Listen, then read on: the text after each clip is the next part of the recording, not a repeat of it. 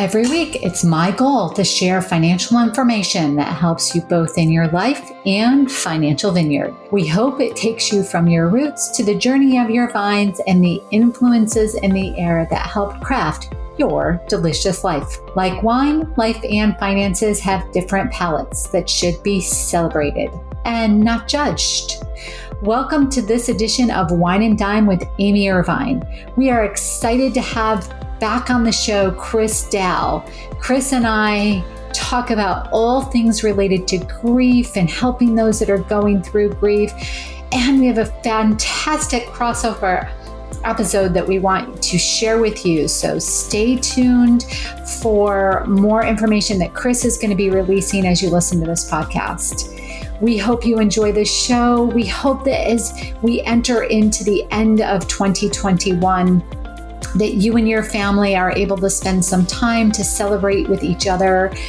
And we hope that for those of you that have lost people in their lives this year, that you know we're here for you. We've actually been through it ourselves, and we want you to know we are here to listen. We hope you enjoy the show. Well, Chris, it's great to see you again. One of the privileges I get is whenever I get a chance to actually sit with you and spend time with you. And now with the new recording software that we have, we actually get to see each other, not just hear each other. I'm so thrilled that you've come back as I guess it's kind of a co-host more than anything today as we do a crossover episode. Yeah, I would agree. It was episode 27, Chris, that you are on back when the show with Wine and Dime was really, really new. And I'm so thrilled to announce that you have also taken that leap and released your own podcast. Tell us a little bit about that. Congratulations. Thank you. And you are on 100 plus episodes now. Is that correct? That's correct. You're an old hat. Almost 200. Yes, you're an old hat. I appreciate being on episode 27, and I appreciate being on this episode. I'm very grateful. And I want to first kind of step back and say that I'm very grateful for our relationship. You have done wonders for me and supporting me. So I don't want to miss that aspect. But I will answer your question. Why did I, start my own podcast? Well, it kind of goes back to what I said before. It's really good support from people like you. And telling me to, and encouraging me to tell my story and how it can help other people. And, beyond that, I had been getting requests over the last several years to hear my experience. And that was in the form of speaking. And, people were asking me to speak, whether it was on podcasts like yours or whether it was a formal speaking engagement. And about 2 years ago, I said, well, maybe I should look at this podcast deal and see what it really is. And I was like, well, that's a huge undertaking, and I don't know if I really want to do that. And a year went by, and I was like, well, I have to do something. And so this summer, I had an opportunity to take a free marketing class. And so what I knew what that was going to do was going to push me in the right direction. And so it was a 6-week boot camp marketing class, and it forced me to be accountable. And I had to record a couple of episodes. I had to get some brutal feedback. Some people said that, you basically are terrible in the first couple of recordings. And it wasn't so much the material that I was presenting. It was just the format and the way that I was presenting it. And so I got some very critical feedback that really helped me. And then I went on this venture, and, I'm here now, and I've released, I think at this point I've released formally 3. I have 12 recorded, and, we're doing this crossover. And it's really been a great journey, and I can see where I've kind of come from and, where I am now. And I remember this from my father. He said to me, when you really find what your passion is in life and it happens to be your career, it never feels like work. And I never feel like I'm working, even though I'm probably working harder than I've ever worked in my life. So I hear you. What's interesting is we talk a lot about courage when we're talking about people doing the things that they love, in taking that leap of faith to do what they love in a lot of ways. And you definitely have a story. And by the way, you have a fabulous radio voice. Like, I knew one of the first times that when we did our first podcast together, I was like, oh man, I think I said to you then, Chris, when are you going to start your own? Because I think we're at 188 right now for releases. So it was a while ago when you and I sat down, but that radio voice is always engaging anyways. But then to learn that we're not alone, and to have the courage to share that story of whatever our life, whatever path we've been on, I think is so important, so that we can learn from each other. And we know that we're not alone, because life can feel very lonely. You and I have talked a lot about being financial planners. And one of the things that people often say to us as financial planners is, I'm so embarrassed that I don't know more about money. I mean, that's probably one of the number one things that people say to me. And I'm like, why? It's not like you were born to understand finance. Like, you didn't, it's not an innate skill that right? We were born to know how to breathe and to know that we're hungry and to do other bodily functions, but we weren't born to understand finance. So why are you embarrassed by the fact that you don't know finance? And then when it comes to grieving, everybody's different in how they grieve, right? Everybody has a different approach as to how they grieve. And there's no right or wrong on how people grieve, but there is some really good research on sort of the stages of grief. And from having taken your courses as a financial planner, you teaching other financial planners how to help clients, we're often reminded that people slip in and out of those stages. Like, it's not this, okay, I'm done being angry, I'm going to move on to the stage. Anger comes and goes, and people deal with things very differently. And your podcast talks about that. It shares, first of all, starts out by sharing your journey, which I'm going to make people go listen to your podcast to actually remember your entire journey and why you became the financial planner you are today. But it also gives education around grief.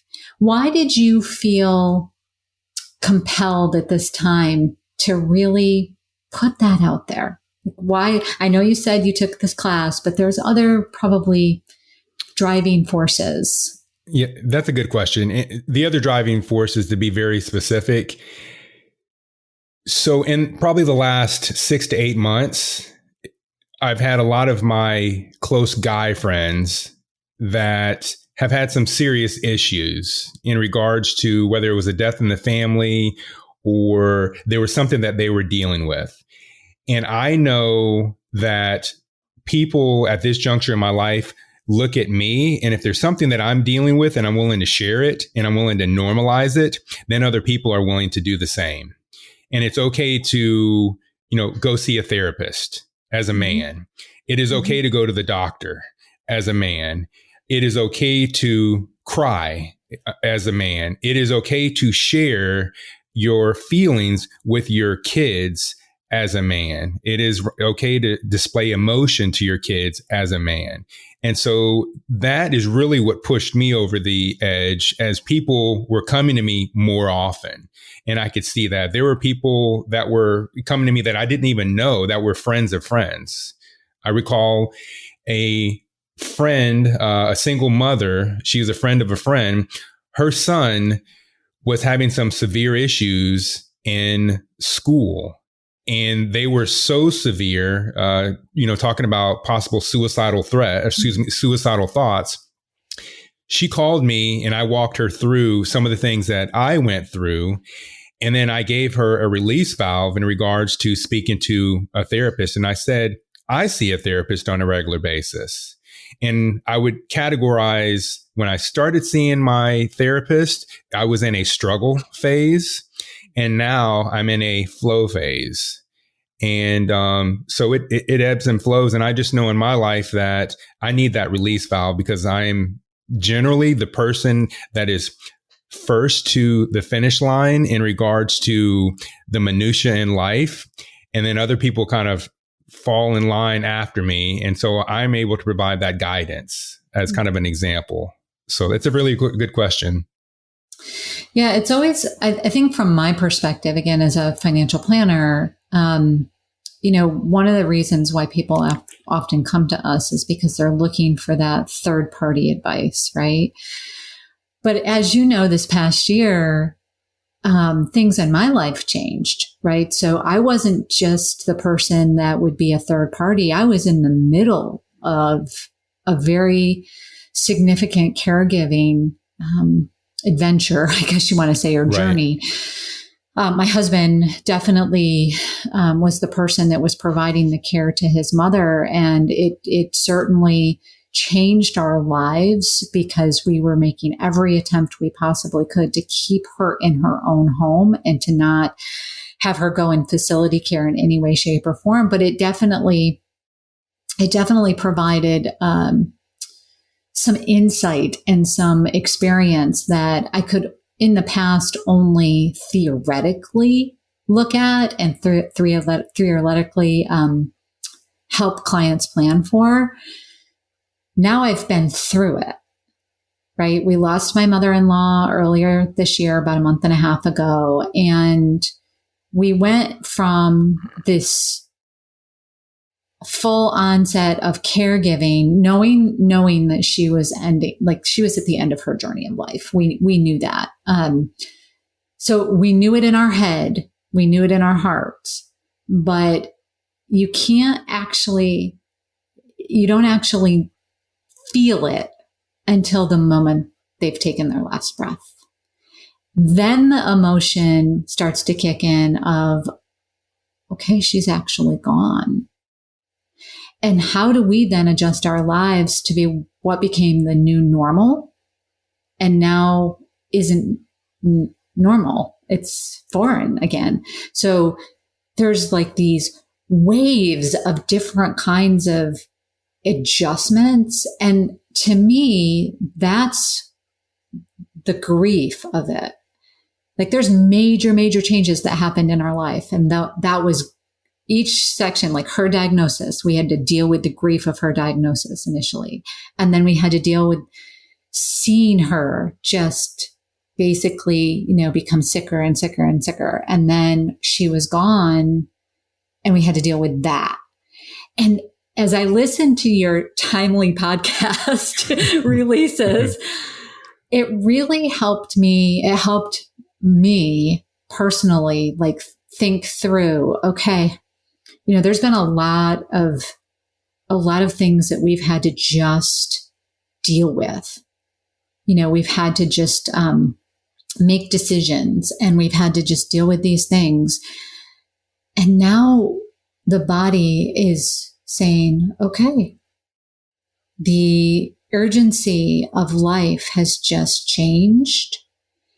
And I mentioned to you when we were talking before the podcast starts, my husband and I are trying to figure out the new dance with each other because he was down to his mom's most of the time. And so I sort of was home by myself when I was there and had the whole house to myself. And now all of a sudden he's like there. Right. And, so it's this readjusting of what normal life looks like. And, that's something that I am spending some time trying to focus and adjust to. And some people, it's the opposite way.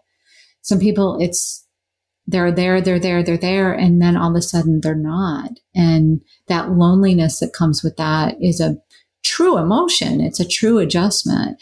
And so listening to one of the things that I remembered from your class, as well as when I listened to your podcast, your second podcast, where it sort of walked through, some of the feelings that people are going to have, some of the stages, if you want to call it that, of grief. Sure. That I think that's important for people to understand that you also ebb and flow through those stages, and that it's not, step 1, step 2, step 3. It's sometimes all of the stages in the same day, 5 minutes apart, right? So, right. So I think it's important for people to understand that there is a journey that you go on, whether it's a job loss, a family member that passes, a divorce. Grief is the loss of something. Correct. Absolutely. And you certainly have huge experience in your life with a lot of grief. And in your first episode, you mentioned and shared your journey with that.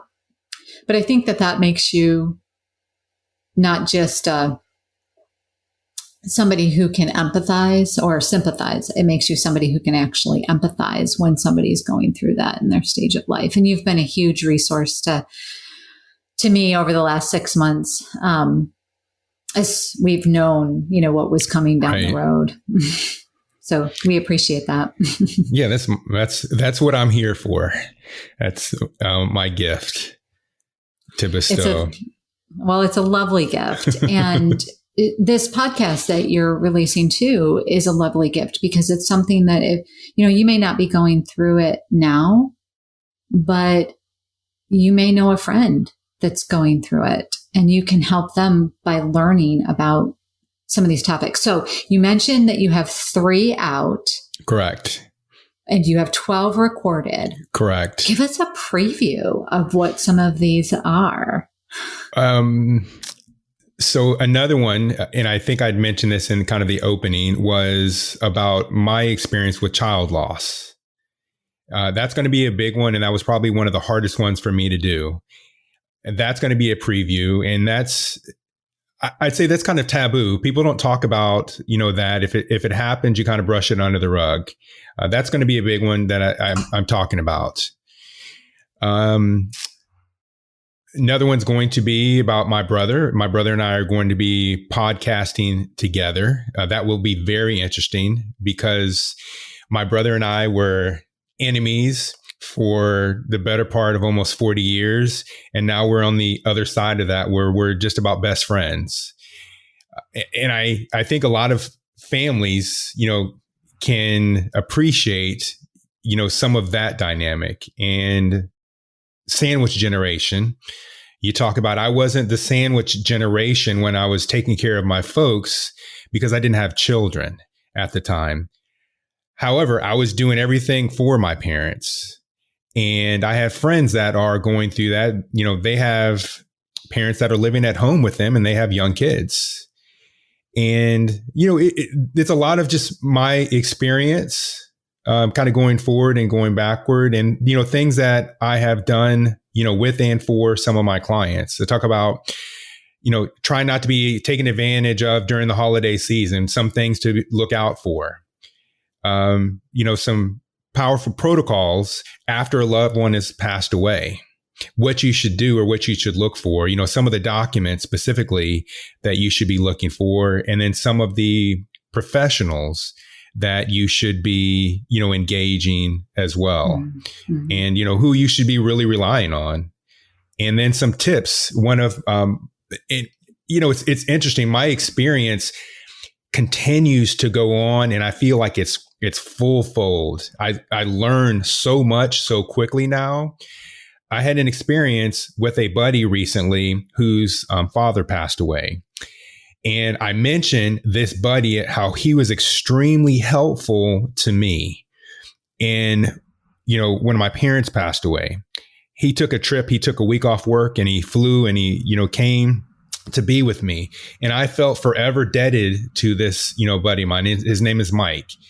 His dad passed away. And that was my opportunity to show him what he did for me. And he was like, man, you were so helpful. You were Johnny on the spot for me. And you really did what I needed you to do. And I said, Mike, now you know how I felt for 13 years about you, my friend. And it's just stuff like that. And being able to help people. I have a podcast that talks strictly about communication between siblings when you are caring for a parent. I wish I had known that back then because it tremendously would have helped my brother and I out. But I found that information since, and it's powerful, and it's not rocket science. It's just, communicating who's able to take care of things and, who's not, and what are your limitations. So those are some of the things to look forward to, in the future podcast. I'm interviewing some other folks. I am interviewing a gal, a lady that has dementia, and that rocked my world. I met this lady 2 weeks ago. I met her at a virtual conference, and I never could imagine in my mind someone that has dementia and can tell me how it feels. And so there's a lot of misnomers out there, mine included, about someone that has dementia. And I kind of go back on my experience with my mother. My mother, when we found out, she was in the late stages and she couldn't articulate how dementia made her feel. And Jane is this lady's name that I'm going to interview. And she has really educated me on, you can't really see somebody and say that I see you and I'm looking at you and you have dementia. Mm-hmm. And she said it very eloquently to me. She's like, it's like, you looking at, President Obama and saying, well, how did you become president? Because you're Black. A very stymie stereotype. And it hit home, and it made sense to me when I said that. And she said to me, there is a YouTube video that you should see. And it's basically called, You Don't Look Like You Have Dementia. And I told her that before I put her on my podcast, I have to watch that video. I need to be more educated before, I interview her. So it's just stuff like that continues to increase my learning curve. And that's an extension of helping other people. I know when I get her on my podcast and people listen, they're going to be, wow, I had no idea that, that this was even kind of a thing. So it's stuff like that. Yeah. If you get a chance to, well, I don't know if you've seen it or not, but there's a movie called Still Alice. And that is a movie about a woman who actually catches dementia early. And then her story is kind of documented. It's really amazing. And one of the reasons I think it came out in like 2014 or 15 in that time frame. And that was around the time that my mother-in-law was diagnosed with early stage dementia. So it was really interesting to my husband and I. And we recently watched it not that long ago. Once again, I think we just found it on Netflix and thought, we should watch it again. And it's a very interesting, documentary, about, cause it's actually a real life story. Right. So it'd be a great research movie for you to watch as well. I'm adding it to my list. Yeah. It's a great movie too. Yeah. So, what's interesting about all of the episodes that you've recorded and that you are recording is it's from different angles. And I wanted to hone in on one about the communication between siblings, because fortunately in our family, it really went quite well. But there's also another component that I think a lot of people don't always take into consideration. And so my mother-in-law was terribly afraid of going into a nursing home. And she said to my husband and to his brothers numerous times, more as a demand, but honestly, in my opinion, it was, her pleading. But she'd say, don't you dare put me in a nursing home, and she'd shake her finger at them when she would do it. It sounds like a demand, but in reality, like I said, it was a plea. Like, please don't put me into a nursing home, right? When it came time for her diagnosis of cancer, though, and her, seeing her weakness just continue to get, I guess, weaker and weaker each day, it wasn't the dementia that was the problem anymore. It was this other disease that kicked in that was much more expeditious than dementia was ever going to be. And when the decision had to be made about not putting her in a nursing home, it was a decision that the boys wanted to agree upon, but it's a financial decision generally among one, not necessarily among all. So I bring that up because I think that's where some bitterness can sometimes occur. And that communication needs to be really strong. Like Brent and I sat down, we knew that he was going to be the person that was going to be her primary caregiver because he really already had been. Right. But that meant that he was not going to have any income the whole summer. And, that's a financial consequence to us, or was a financial consequence to us. It wasn't going to stop us, but we still needed to know, like, what does that look like? What do we need to cut back on? How do we need to adjust our spending? What do we need to do to make sure that financially happens? And then on the other side, what do we need to do to make up for the fact that it happens in retirement savings, in the way that we save for other goals? Like, how do we come out of this at the end and make sure we financially make up for those items that we had to give up, the summer? And when I say had to give up, I understand that it was our elective to give it up, right? Right. In some households, that piece, that part doesn't get talked about. And so then, that's where, like, if things aren't exactly equal at the division of assets at the end, then there can raise some suspicion about, well, you only did that because of this, or you only did that because of that. Now, that wasn't our case, and we made sure it was well communicated, but it was well communicated because I wanted to make sure everybody knew, like, Brent wasn't getting anything out of this. This Sure. was it, but that was important to me, probably more so than to his brothers, because I had seen where it pulled so many other families apart in my 26 years of working in this profession. I have witnessed where that piece, that component, messes up the family in a grieving family situation. Yeah, I see that as well. And there's always a fight generally over assets at the end, no matter what the relationship was. If there are any assets that, to be had, there's going to be a fight. Someone disagrees with something, and it's heightened, when you have grief. Fortunately, I draw from my experience. Fortunately for my brother and I, there were no assets to be had. So we didn't have to really worry about that. There was no inheritance for us. But on the flip side, generally what I've seen, and I'm going to put this into two categories.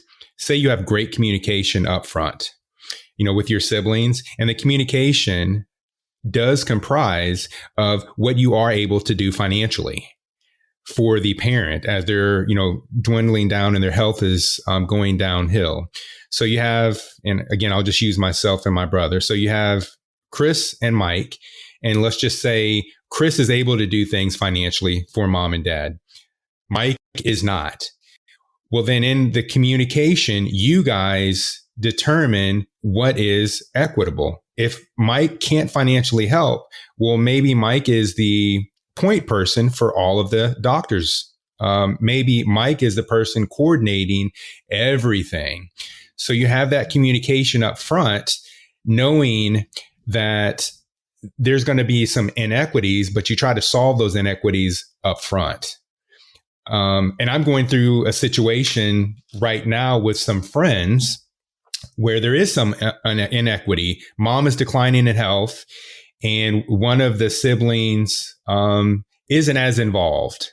And the other siblings are feeling as that they are doing everything, and they have certain views. And, I'm talking them through this, and I'm giving them the tools to communicate.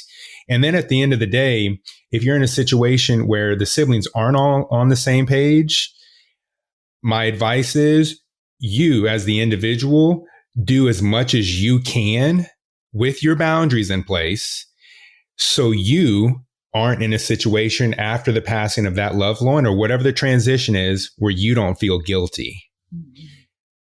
I can tell you that guilt I've compared myself, and I've been in situations to where I've done everything knowing that I'm not going to have guilt on the other side. Whereas I know some other people who have slighted, and my journey through grief is shorter and it's more defined than theirs is, because the guilt, there's no closure for that guilt. My closure has come in the form of me knowing what I can do, and I've done it. And so I don't have to worry about that. So that's my advice. That's really an interesting perspective, because you had asked me how Brent and I were doing. And I said, I think we're getting back up on the horse, and we're sort of, picking up the gallop a little bit. I'm not sure.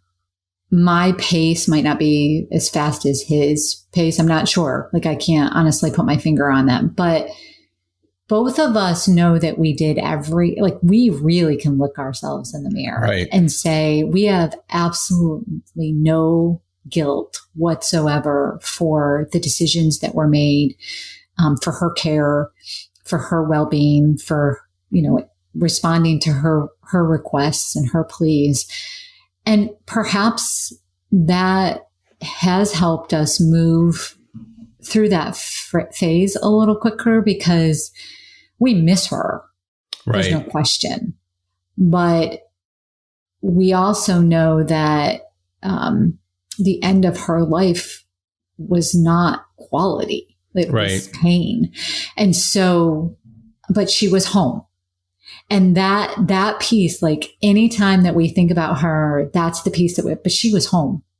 We did that. We helped her stay home. And we're so thrilled about that piece that perhaps, the fact that we haven't gone through the anger stage. We haven't gone through some of those other stages, because we're able to just say, we did everything we could, and we know we did. Right.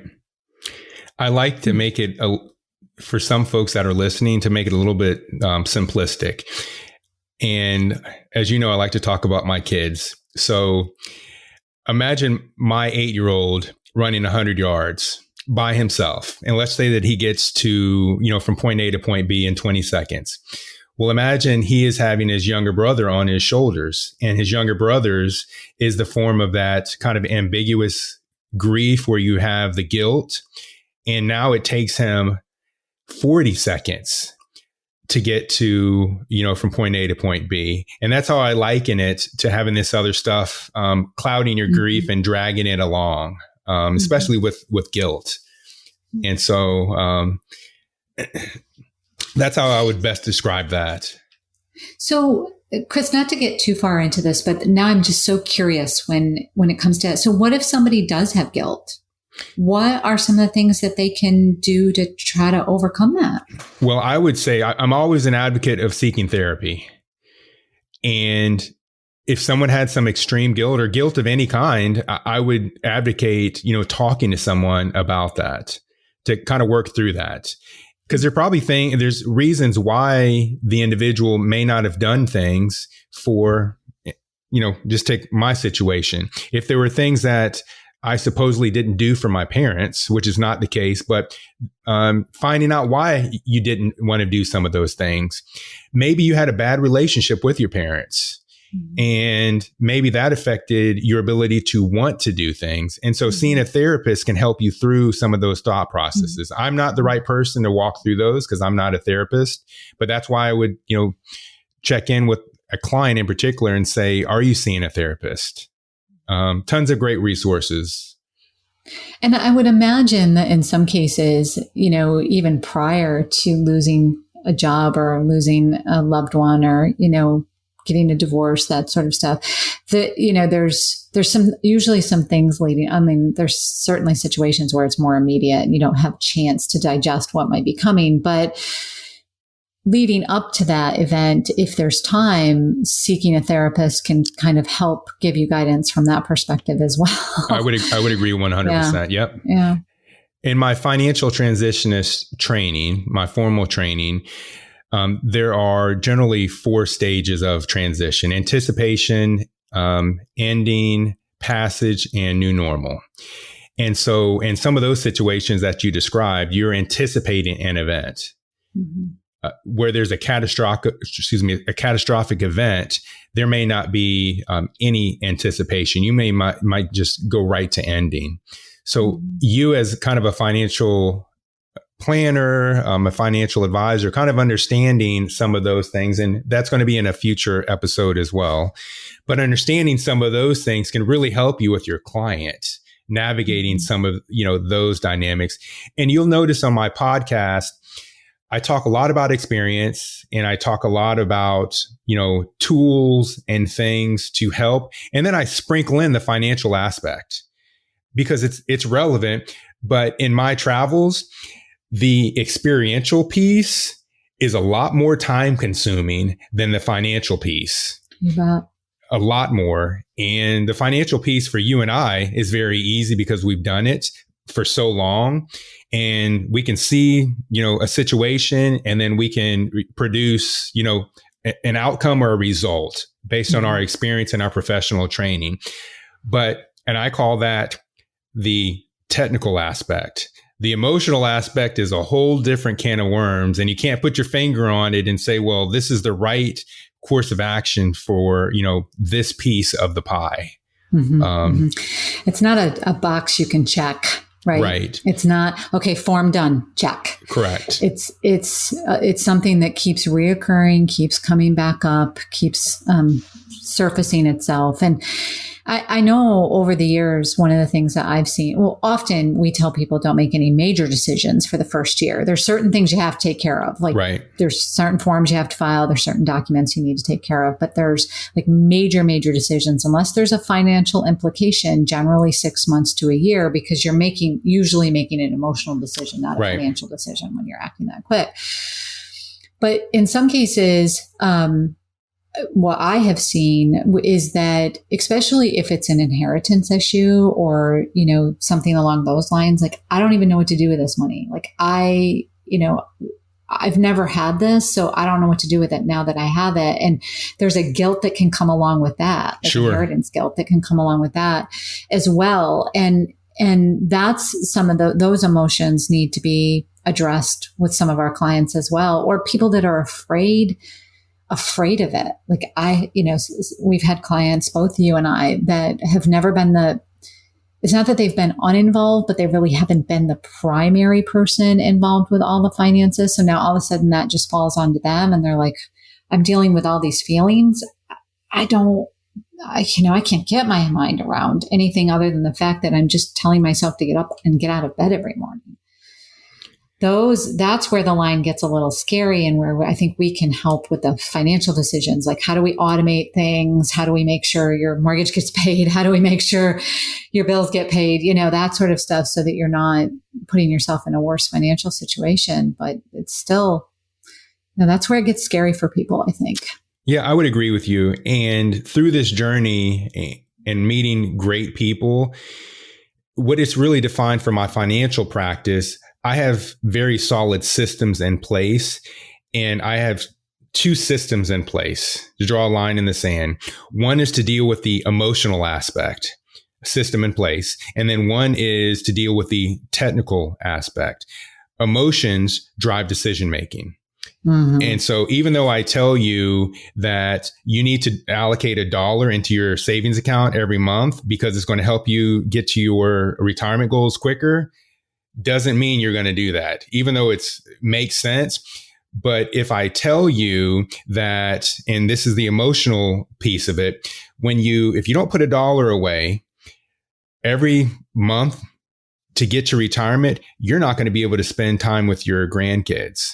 You're not going to be able to travel. So then there's a different element, and that has nothing to do with the financial aspect. It is all now emotional. And so those are some of the processes, when I'm working with clients, I found out a lot about them up front. And I call this communication preferences. And I draw this from my training, again, so my certified financial transitionist training. And you do certain things for clients, and you know a lot about them before you even enter the financial realm. That way, if an event happens, you can look back and say, why did this happen with your client or for your client? Mm-hmm. And it doesn't have to be a death. It could be a divorce, or it could be separation from work, but really understanding a lot about your client and getting more into the technical aspect in that regard. Yeah. I always say to people, I want to get to know you before I get to know your dollars. Right. So, exactly right. It is, when we do our like prospecting calls or discovery calls, that's what we focus on is those kinds of things. Like, who are you as people? What are your passions? What are you, most excited about in life? And then I'll figure out, like how the best way to use your dollars, or recommend the best way to use your dollars. But before I can even begin to make those recommendations, because our values are different, I really have to go and get to know you before I get to know your digits. Right. Exactly right. As you know, one of my favorite sayings, that I have on a lot of our literature is life is about events supported by your dollars and cents. Sure. Right. And I really truly believe that is the way that it goes back to what you were saying about, it has to be driven by what's emotionally going to get you charged up, or else it's just going to be a number. Right. Yeah. I totally agree. Well, Chris, so we've spent the last 40 minutes with, me sharing probably more than you wanted to know.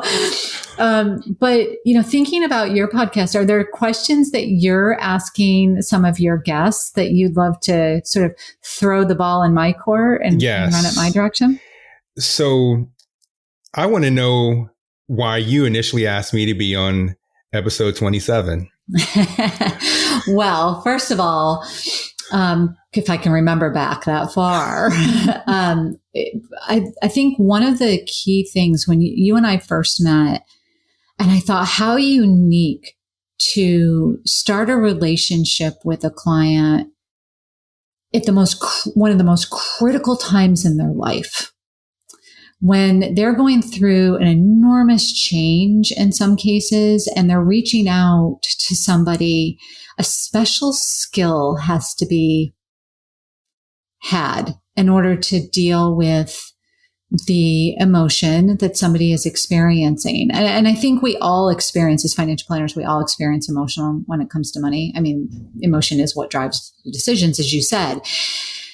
But when somebody is emotionally charged because of a loss, no matter what that loss is, there's a whole nother level of emotion that's involved. And for a person, a financial planner, to choose to enter into a relationship with somebody at that most critical time, that's work. I mean, and I mean that in a good way. I mean it in a very positive way. It's not like, hey, somebody woke up one morning and said, I think I should have a financial planner. I don't know where to go. I can barely deal with the emotions right now. And I'm just overwhelmed. And that's a very unique stage to start a relationship in. So for episode 27, it was that, and it was the amazing journey. Like, I knew that you had experienced some grief in your life, and that you took that grief and you turned it into a way to work with people.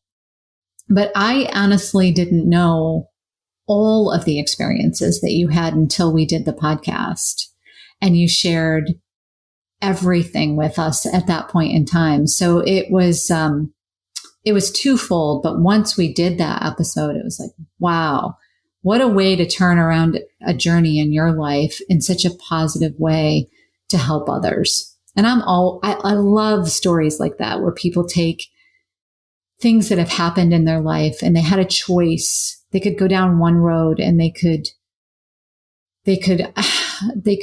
use it as a crutch, or they can use it and help others. And you certainly did the latter. Well, thank you. So our relationship is very unique. And for people that are listening, so my inner circle is very close, very tight.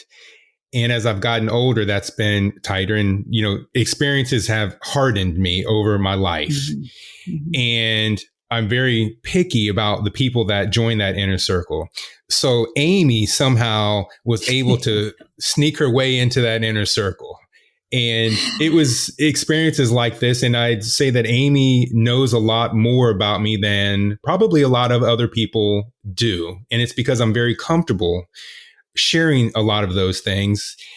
And there are new experiences that I may either forget because I block them out, or things that just kind of pop up in conversation. And Amy has said this to me. You told me about this before, but this aspect is new that you told me about. And so, with that being said, one of the things that I wanted to, also ask you, look at when we first met and now our relationship, and it's timely, like you said. So what has our relationship done for you, as a planner, as a person? And I'm not looking for you to say that Chris is great by any means, because Anne-Marie, my wife, could say the opposite. So that's not what I'm looking for. I'm just looking for, your genuine, what is our relationship done for you in those dynamics? Well, first of all, it's really your kids. I would go with that. They're adorable children. I absolutely love them. But secondly, in all honesty, it was after you and I spoke, you were talking about, or I think you and I talked about putting together a training program for other financial planners. And you took the time to do that. You actually did put together a program for other financial planners to attend. And everybody on our team took that. Everybody went through that, and we refer back to it. We still go back to that training. And when we have a client that is experiencing a loss in their life, we're able to go back and sort of remind ourselves of some of the lessons that we learn. But I think a key piece too is just knowing that I think having a friend to turn to when, that actually understands that's not just, I have a small inner circle as well. And I am very guarded about my emotions, very, willing to share certain stories and stuff, but my true core emotions, I'm a very, very guarded person. So when we knew that my mother-in-law's journey was very close to the end, there were very few people that I actually opened up to, because I know that some people are there for me, but they really don't fully understand it, right? And so I think, I felt like knowing what you've been through, knowing the training that you provide, knowing the people that you work with, you are one of the few individuals that actually knew how close to the end of her life she actually was, and how involved we were in that, and how emotionally that was to us as far as taxing. It's very taxing to watch somebody's life end. And having that go-to person, that person that I can just say, I just feel drained today. It's not, when you're dealing with caring for somebody, whether it's the direct care like what Brent did, or me on the other side caring for the caregiver, you feel ashamed sometimes when you say, I'm just taxed. I'm emotionally drained, because it's not about me right now. It's about them, but you still feel emotionally drained sometimes. And, you have that, I guess there's the guilt, right? You have that level of guilt thinking, well, it doesn't matter that I'm feeling drained right now. What matters is that somebody else is being taken care of. But when I say that, when I can say that to you, or when I did say that to you, I felt not judged. Correct. And that's a big thing. That's the biggest thing, I think, from my perspective as both a financial planner and somebody who recently went through that. it was having that person you can turn to know that this is a judgment-free zone. Yeah, exactly right. And also I think just knowing that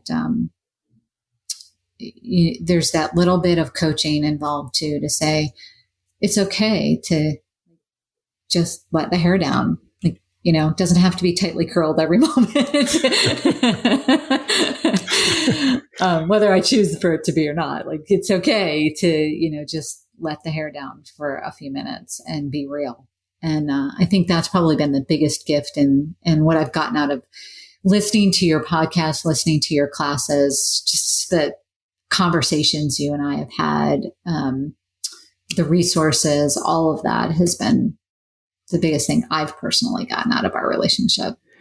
Well, if the truth be told, when you were going down the road with your mother-in-law and you told me, and this is the very detailed and analytical Chris, I put you on that technical side in regards to checking in with you on a regular basis. Mm-hmm. And so I know that's powerful, and I know that it gives folks an opportunity to voice any frustrations, or it may just be timely. I was feeling drained and it was just a timely check-in. I can remember I'm walking, I walk a lot now. So as opposed to playing basketball and doing anything high impact. So I was walking and I was on the track by my house and I was like, you know what?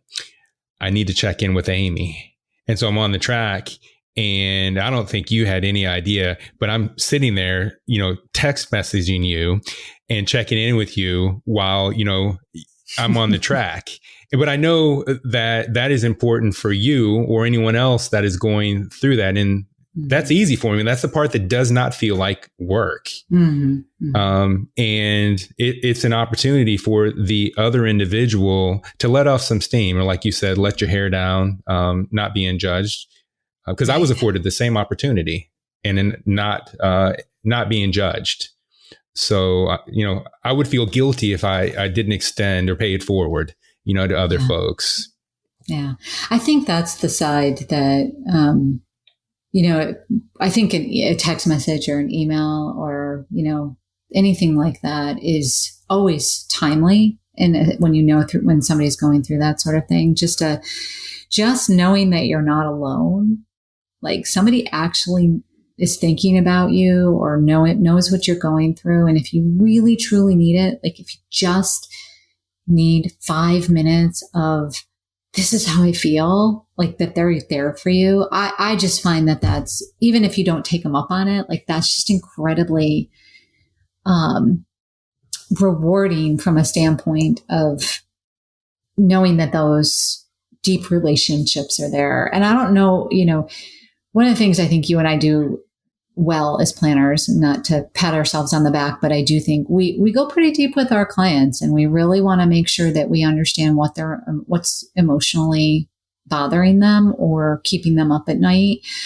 And taking a minute as you're walking around, and I'm the same way. Like I'll be out for a walk and I'll send a text to somebody like thinking of you, good luck on your move, good luck on this, Good luck on that, It just came to mind. I'm going to just send you a quick note.